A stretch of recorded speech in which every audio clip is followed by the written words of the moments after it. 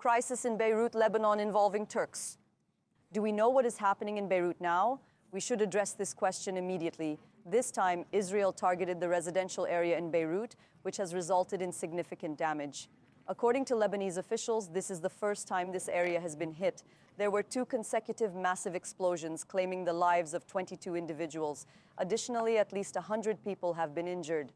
The United Nations headquarters in Lebanon was also attacked, resulting in 2 United Nations peacekeepers being lightly wounded. Therefore, Suhaila, how would you respond to the current situation in Beirut? Beirut had seen a period of relative calm for a few days amid ongoing airstrikes. However, there were no massive bombardments targeting civilian settlements during this time. Unfortunately, this tranquility was abruptly interrupted by the Israeli army as they carried out a devastating bombing in the heart of Beirut.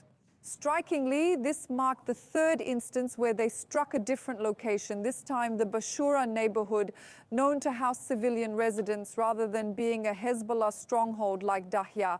Alarmingly, Israel failed to issue any warnings prior to the attack, despite claiming otherwise.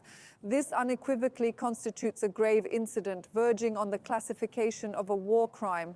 According to reports, the death toll has reached at least 22 individuals who tragically lost their lives as a result of this aggression. Disturbingly, Netanyahu does not hesitate to openly make further threats, asserting that the Lebanese people must choose between freeing their country from Hezbollah or endure a prolonged and painful process akin to that faced in Gaza. Consequently, this seems to be the path that the Netanyahu administration is imposing upon Lebanon. Echoing these concerns, the mayor of the city rightly states that nowhere in Beirut is truly safe. Regrettably, these apprehensions are well-founded. Will there be more attacks in the future? And what was the target in this instance?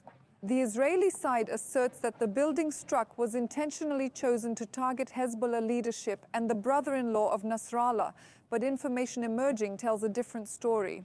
The purported targeted individual, Nasrallah's brother-in-law, miraculously survived the attack, indicating that Israel may not have achieved its intended outcome this time.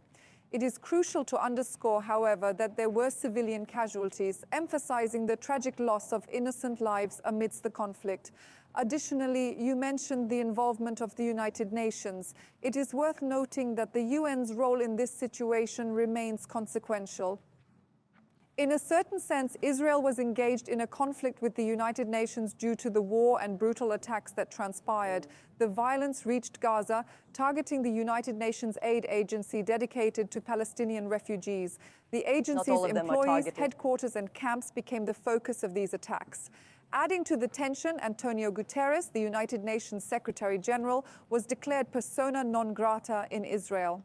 He openly presents the United Nations and other institutions as adversaries, going as far as accusing them of aiding Hamas and targeting officials who assist the civilian population. This unfortunate situation in Gaza, which has sparked immense outrage but proved difficult to halt, has now extended to Lebanon. In Lebanon, a center belonging to the United Nations peacekeeping force suffered attacks. These incidents occurred not once, but 3 times within a 24-hour period, each separate from the others. It was reported that as a result of one attack, 2 Indonesian personnel sustained minor injuries.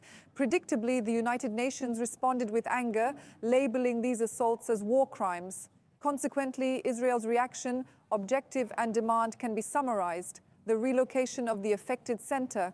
However, in defiance of international laws and norms, the United Nations made it clear that such a relocation would never take place and that they would not yield to these demands. This entire ordeal can be considered a hazardous showdown. Worth mentioning is the fact that Italy and France expressed their disapproval as well. Although international reactions have been voiced against these events, Israel has chosen not to heed them. We can see that there was a reaction from the European countries after the attacks on Lebanon, after the attacks on Beirut, but more than the attacks on Gaza.